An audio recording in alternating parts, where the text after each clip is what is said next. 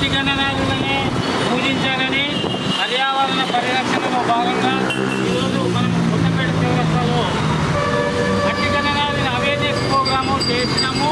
ఇంతకుముందు బుర్రకథ రూపంలో, భజన రూపంలో, సందేశం రూపంలో, అలాగే ఎంతోమంది భక్తులచే అవేర్నెస్ ప్రోగ్రాం చేసినాము.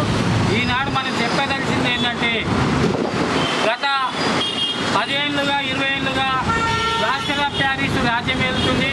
ఈ కలికాలంలో అనేక విషవాయువులు, కాలుష్యము, పరిశ్రమలు, విషవాయువులు వెదజల్లుతున్న అశుభ సందర్భంలో కూడా ఈ 10 ఏళ్ళకెళ్ళి 15 ఏళ్ళకెళ్ళి గణేష్ నవరాత్రులు వచ్చినాయంటే ప్లాస్టర్ ఆఫ్ ప్యారిస్ రాజ్యం వెళ్తుంది.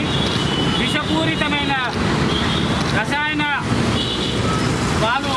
రసాయనాలు వాడటం వల్ల కాలుష్యం దెబ్బతినడం కాకుండా అనారోగ్య పాలన కావుతున్నారు. ఈ సందర్భంలో మనం కూడా దాచేపల్లి దేవేంద్ర గుప్తా ప్రముఖ తెలంగాణ రిజిస్టర్ ఈ సందర్భంగా తెలియజేసేది ఏంటంటే, మనము ఎంతో కాలంగా అవేర్నెస్ చేస్తున్నారు. ఎంతోమంది పర్యావరణ మేధావులు, పరిరక్షకులు కూడా ఎంతో అవేర్నెస్ చేస్తున్నారు. గత కొన్నేళ్లుగా అవేర్నెస్ యొక్క ప్రభావం వల్ల ఖైరతాబాదు మహాగణనాథు మండపం వద్ద కూడా గత 2-3 ఏళ్లుగా మట్టి గణనాథుని, భారీ మట్టి గణనాథుని నెలకొల్పుతున్నారు.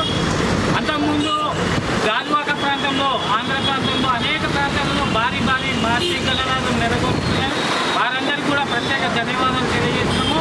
నిన్నగాక మొన్న B6 ఛానల్లో కూడా వనసలిపూర ప్రాంతంలో 30 అడుగుల వామన రూప భారీ మట్టి గణనాథుల్ని కూడా ఏర్పాటు చేసిన వారికి కూడా ప్రత్యేక ధన్యవాదాలు తెలియజేస్తున్నాం. ఈ సందర్భంగా మా మిత్రులు, వెడ్డింగ్ కార్డ్స్ మేనేజింగ్ అధినేత గారు, మేము కూడా దాచేపల్లి వెడ్డింగ్ కార్డ్స్ అధినేతలను వీరందరూ ఇక్కడికి విచ్చేసినారు. వారికి కూడా వారి యొక్క సందేశం ఇవ్వవలసిందిగా మట్టి గణనాథుల్ని ఎందుకు పూజించాలి, ఎలా పూజించాలనే దాని మీద కూడా ఏ వినాయకులతో మన నవరాత్రులు జరిగినా అనుగ్రహం లభిస్తారు. కానీ ఇప్పుడున్న పర్యావరణం దెబ్బతింటుంది కాబట్టి పరిరక్షణ మనం